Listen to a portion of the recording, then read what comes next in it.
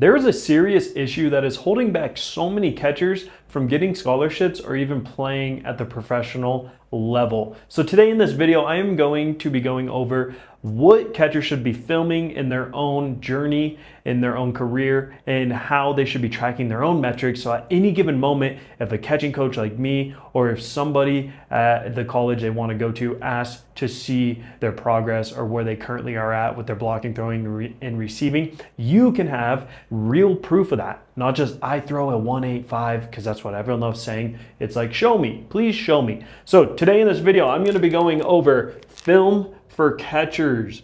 Everything that you should be tracking, everything you should be taking video of in order to give an account for your current skills, your current mechanics, and where they actually are at a moment's notice. If you haven't noticed, right now we live in the day and age where you can get signed to play at the college level, to play even further at the professional level if you have the right film coaches are looking for. So yes, being good in game is very important because you need to actually be able to play in game and not just be someone who's like a catfish, like, oh, here, coach, here's my 1.9 pop time on here's my 1.9 pop time I have of me throwing in film.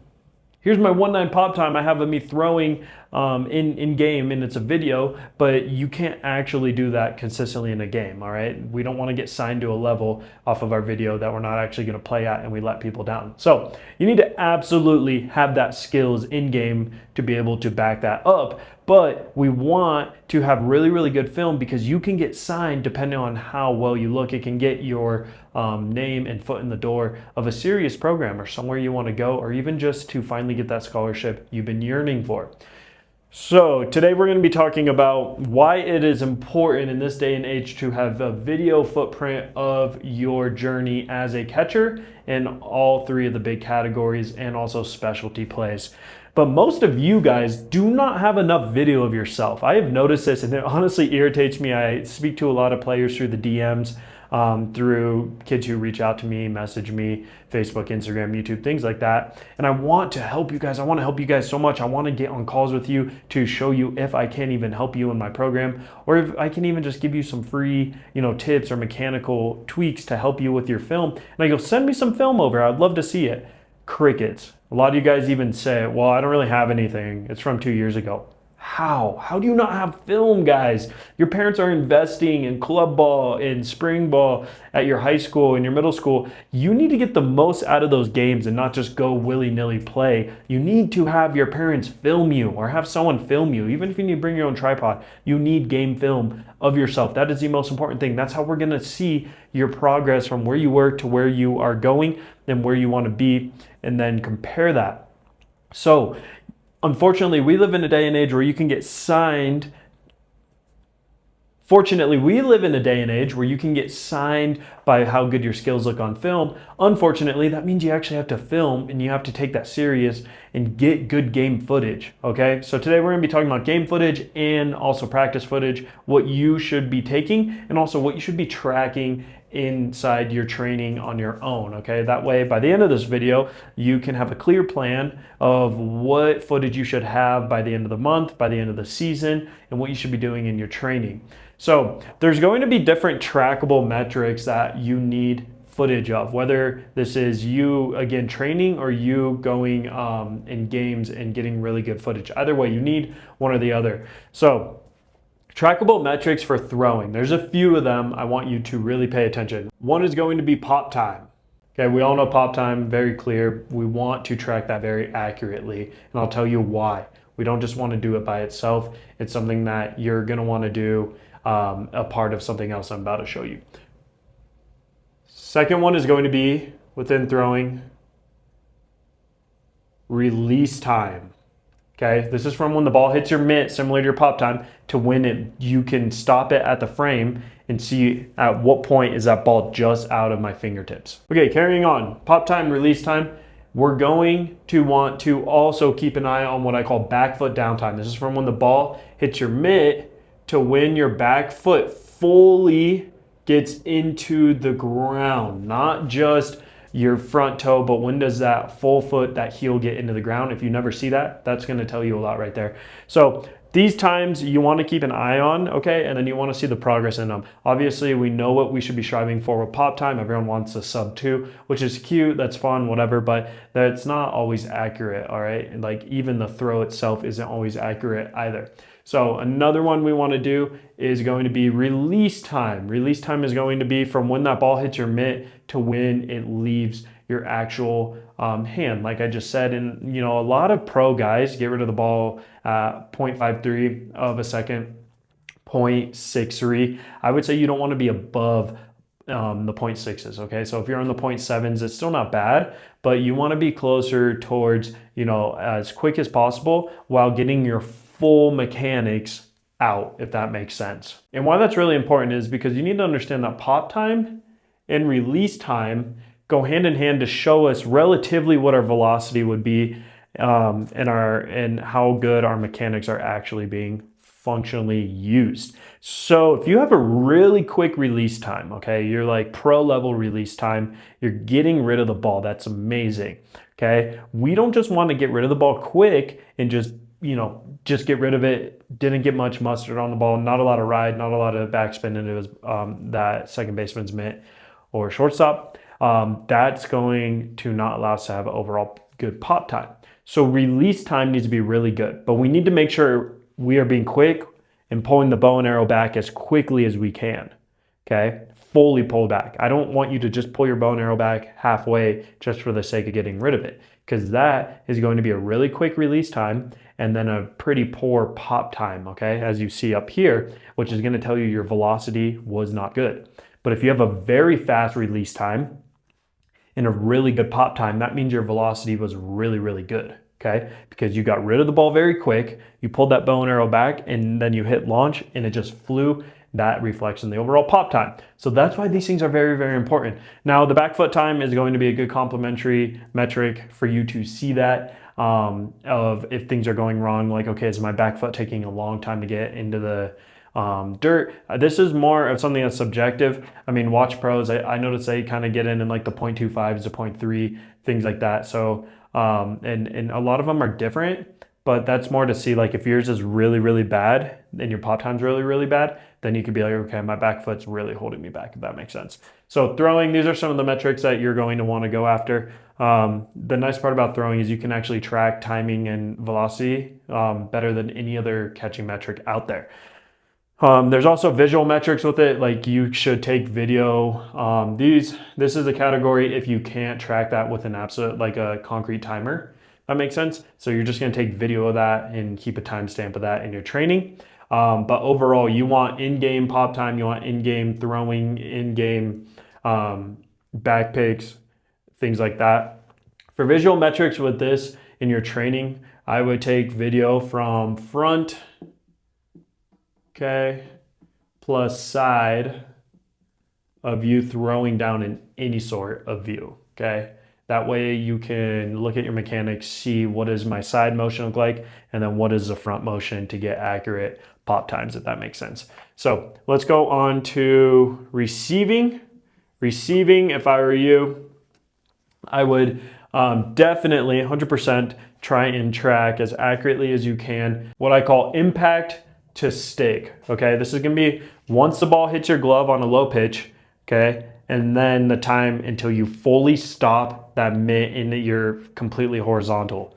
So impact to stick. This is gonna look different for many different guys because again, if the ball is lower or not lower, that number is gonna look different. But that's why you personally need to track this for yourself to see, okay, what's my overall average on common pitches? Don't just look at pro guys or anything like that. So impact to stick, and then you're gonna wanna do that on high pitches plus low pitches.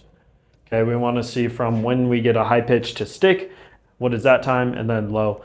Okay, so sometimes the overall metric, what you're striving for, doesn't necessarily matter, or if it's accurate. It matters if you're doing it consistently, and then you're seeing progress in whatever you're consistently tracking with whatever device you're doing. So use a similar timer, because it's the same theory of like a guy being like, I throw 92 miles per hour, and I used to throw 86. Well, if that gun was hot and he used to actually only throw 84, but now he throws 90, that's a very similar growth. The numbers are just a little wrong, but that growth is still there. So that's what I'm trying to say here. So for receiving visual mechanics as well, I would take video from front plus side. And I also messed up real quick for throwing. I put front and side. I meant to put back as well. So you want to take video from just off the back right shoulder to get an accurate pop time to see that ball flight as well. But for receiving, front and side video is what I would do. I would take video of all receiving in your training, just literally to see your flow, your rhythm, and what does it look like from different angles. Play around, have someone stand behind you. Hey, what does it look like when I present it here at this height, kind of mimicking an umpire type of thing. So that is going to be a really good metric for you to have for receiving. Now, let's go into good old blocking. Blocking, in my opinion, is going to be the hardest to show. You know, this is like how smooth I look. This is how good it is. It's not like there's a pop time for blocking. You can do from block to recover. That's a rare play. You're not going to have a lot of film on that, but that one would be good to throw in there if you're sending tape to a coach and you have it. But blocking overall, like the biggest thing I would look for isn't necessarily a trackable metric. I would just look at your overall form and then match that with what are your stats during the year of pass balls, okay? So we'll put like pass balls, question mark, meaning like how many pass balls do you have? And then, you know, there's going to be just those visual mechanics that you're going to see. And then I would say like chest consistency. If you look at your video and you see like, hey, I take a lot off the top of the chest, okay? Like then we want to start to look at, are you hopping back when you block? We always want to hit like that nice belly button area. That's like the best place to block necessarily. So obviously my handwriting is brutal. Sorry guys. I should be a doctor for sure. I'm just kidding. But yeah, you guys get the idea of things I would track. And then for blocking, always you're gonna want front view to see where it impacts. And then you're gonna want side view. So within metrics are very subjective, but there's things that like you're gonna need to look out for over time. Obviously, this is like really complex stuff. It's gonna be hard to coach yourself. This is why I help players. This is why I have a program that does all this for you, so we can track to see exactly where you started in each category going forward, backed with film, so you can give an account to any coach you need to of here's, you know, where I am and actually know where you actually are, okay? Don't just say I have a 1.9 pop time without any proof. I'm sorry, I don't believe you. I want to see it. And even if you did, okay, how many guys you throw out? Show me that stat from last year or the year before. Most of you guys will go, well, I can't even find that. You need to keep track of where you are in your career and your stats. I'm sorry, you have to. Don't run away from them. Don't be the guy who watches them all the time in season. But afterwards, you need to know what you actually did, okay? But metrics are subjective because for blocking, there's not going to be like something that like is just directly timed. It's more going to be like, okay, how did your form over time get better? And you're going to have video of that. Okay, you're like, that's why you need to have video of that. And what's going to be a good reflection of that is what is the overall result you're getting? You know, if you're tracking your blocking over time and working on it, not just tracking, you want to work on this stuff, but you're having more pass balls in the game, okay, you're not doing something right. But if you have less pass balls in the game and your form has been refined, then something is working and you're on the right track. Okay, so game results will always tell us where we are at 100%. That's why I don't care if you have a 1.9 pop time. If you're not throwing guys out, that means, okay, you're probably rushing. I want to see how many times you actually get rid of the ball well. How many of those are actually accurate? Are you just rushing to try and have a fast pop time and nothing's accurate and guys are safe? Same theory with receiving. But I want to be very stern with you. This is your career. You get one shot at it. And you live in a day and age where you can get signed again off of having good film. And it really does get your foot in the door. If you've sent good film to all the baseball coaches in America at the college level, there's about 7,000 in all levels, and you only heard back from 10% that were interested in a catcher that actually had really good skills and had the film to show it, you'd hear back from 700 schools. Imagine that. Imagine 700 schools flooding your inbox, your DMs, your email, all that. That'd be insane. What if you only heard back from 10% of those who invited you to a real workout or camp? That's 70 schools that are interested in you. Okay, it's a numbers game, but you have to have what they are looking for. All right, you have to have it. I'm making this in 2026. This is not a day and age for someone to tell you, you just get signed by guys hearing that you're good and then showing up on your front porch and we're going to come watch you and we'll watch you at Georgia at Lake Point. We'll watch you in Florida at this tournament or in California. Like, dude, that is so rare. And if they do come watch you, that's because you've reached out and that you have something they want to see and they're going to want to see it in person. This stuff gets your foot in the door. This is what most of you guys are missing. This is why I'm tired of reaching out to you guys and not hearing about any sort of film you have, okay? So you need to get game film without a doubt throughout your game season from these angles, preferably. Have your parents take them of your blocking, throwing, and receiving, okay? If you say you're a serious catcher who wants to play college. If this is all too much to you and you're like, I just go out and play, I don't even really care, then dude, don't be surprised when no one knows who you are. Because if you're this guy who tracks this stuff, has this on record, has good film, blasts it out to coaches, and then it comes time for his recruitment journey to start or for a coach to need a catcher, is he going to choose the guy who did this or the one who he has no clue about, who lives in the middle of nowhere of some state he's never even been to, and then you wonder why that school didn't reach out to you? They're not just sitting there looking for you guys, okay? I promise. They're prioritizing the people with the skills they're looking for and then who's actually knowing how to market themselves. This is gonna show you how to do that. So I wanna be very stern. I wanna be clear that this is something that most of you guys are missing and you need to be tracking this stuff, why I put trackable metrics in your training to see where you're actually at, then back that up with game film. If you're throwing a 185 in practice and you have film of that and you put that on a timer, and then you go in your game and get film of that and it's a 203, that's gonna tell you a lot. Okay, why am I not being quicker in game? Okay, well, my sequencing is all messed up because I get that adrenaline and my lower body goes too quick, my upper body doesn't have enough time, and now my arm's dragging. All right, things like that, you need to be thinking about this.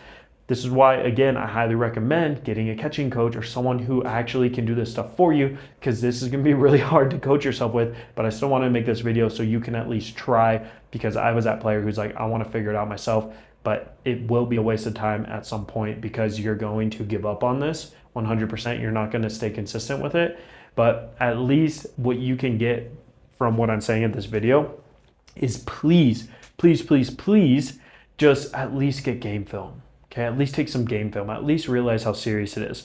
Because a lot of you guys need to realize the power of social media and how that can help you. There's nothing more frustrating than coming to your guys' accounts and it's a picture, your profile picture is a black screen, or maybe it's your dog or your cat. And then the profile name is something that's like a nickname that only you know and your friends. And then your bio says nothing and you only have a couple followers. Not that followers matter, but that account looks like you're a bot. It looks like honestly, it's nothing. Versus the kids who end up getting good scholarships. Guess what? Their profile picture is a clear picture of them catching. Okay, in their bio, it has everything about who they are, GPA, things like that. They throw right-handed, hit right-handed. Last year, they had this many pass balls. Most of your stats, put them in your bio. Who cares? And then their username is their clear name. My name's Brock Johnson. As clear as that is what I would make my username. Obviously, that might be taken, so I might put like Brock23 Johnson or Brock.Johnson. But don't put some silly nickname in there.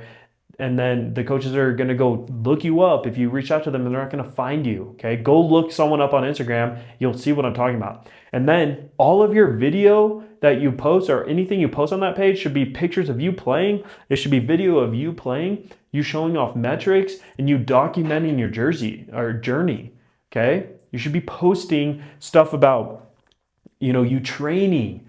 And then, oh, my team won the tournament. And then a picture of you throwing a seed down a second because your parent took that. Or your dad recorded your blocking, okay? This is things you should be documenting. And most of you guys don't have this. And then you say you want to go play at LSU or something like that. Don't ever let me tell you you can't do something with your dreams, because you can. But it gets really frustrating because it's like, what are you talking about? You're a nobody to them. I'm not saying you're a nobody in general, but to them, they have no clue who you are. So obviously I'm a little passionate because I want to help you guys, but I want to explain the importance of social media. And if you do that on Twitter, you do that on Instagram, you do it on TikTok, things like that, your odds of coming across a coach's page or them coming across your page and seeing how serious you are is going to help you a lot. It's going to tell them a lot versus you just writing random ghost emails. Then they go to your Instagram and they're like, who even is this? Trust me, I know how this process works. You need to take this a lot more serious, but you need to start taking film of these things and specialty plays, bunts, okay? You need to, if you have a catcher pop-up, your dad got on film, post that, okay? Keep track of that. So you need trackable metrics and mechanics so you can see over time what you're striving for and how your mechanics work. And then you need the game film to see, is this working in game? All right, this is what it takes. If you want to go to the next level, this is what it takes. I'm telling you that right now. But too many of you high school catchers right now say you want to go to that next level. Say you want to play varsity and you want it all, yet you're not tracking anything. You have zero game film. You are so lost on what you should even be working on, and you can't correlate what you've worked on in your training film to what you did in game film, what those pop times look like, that receiving, that blocking, because you're not tracking any of them. And you're not even documenting your journey on what you're doing within your training, what you're doing in the game film, again, like I said earlier, and you're just guessing. You're really just guessing on what type of film you should be taking, on what you should be doing in general, and then hoping that someone's going to hear your name or someone's going to reach out from the college level and just give you a scholarship. Just because you know what you do and you have a little bit of stats in your high school coach sees you doesn't mean anyone else does. So this is the 2026 blueprint for as a catcher if you want to get signed, and how you need to be keeping track of film and what that looks like for you in order to get that scholarship and reach out to coaches. So I hope this makes sense to you. I know I got a little bit passionate there for a second, but genuinely it's because, guys, I really want you to understand what I'm trying to say here and what I am trying to hit home with why you should be tracking this stuff and what some of the key metrics are going to do to help you with that. Back it up with stats, back it up with game film, and I promise you, you're going to be so surprised once you start posting yourself too, putting yourself out on social media, reaching out with the right film, and how that's going to help you. Now, again, keyword there is right film. You need to have the actual good pop time, the actual good receiving, the actual good blocking. And you can't just be thinking about that on your own, because you need someone dedicated towards your development. This is exactly what I do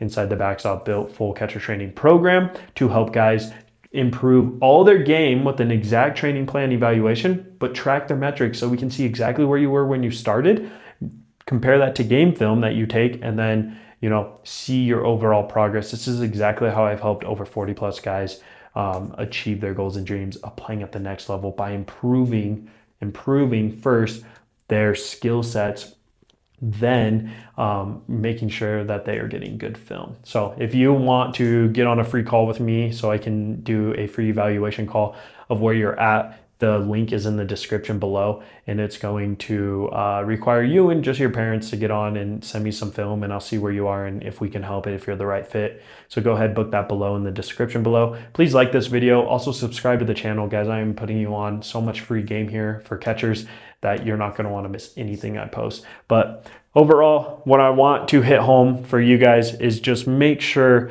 that you have some sort of skills they're looking for, and document the whole journey, and then make sure you're hitting those right metrics, and then you're getting those in-game results. All right, don't do all this but not work inside your training. It's going to be a waste of time. But at least, even if you did just do this, you could have a basis of like where your pop time actually is, and it might be a gut punch. It might be like, crap, it's actually 2-1 if I'm being really honest with myself. Crap, it's actually not that good. My blocking is inconsistent. I had 14 pass balls last year. So take a look at your stats, all that, and then give yourself an honest eval. But without further ado, thank you for listening. Thank you for sticking to the end, and God bless. Stay the course.